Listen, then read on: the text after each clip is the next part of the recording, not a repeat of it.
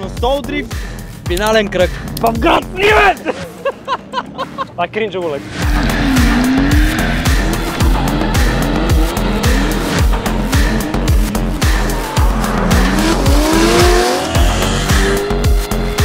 Има създадено напрежение в момента в кадър, никой не се е отървил.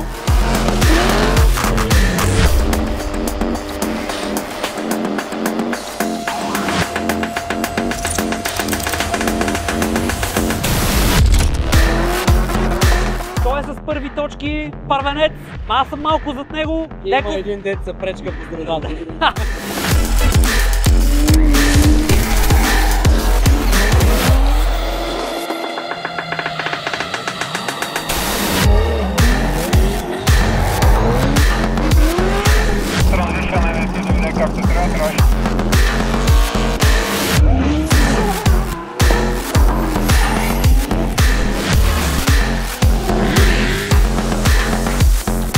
Както видите, отсам е мокра ръката.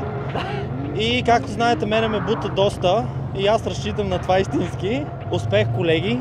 Аз ще направя всичко най-добро от себе си. Да, аз искам да кажа, че дори боксовете са неподредени в една линия. Първите 3 бокса до трасето. Аз стоя по средата и само гледам едни големи гуми от единия край, едни големи гуми от другия край и се чудя какво да приготвям и какво да слагам. Но в крайна сметка, да, хубавото е, че се видим в последните батали евентуално и шоуто ще бъде просто запомнящо се.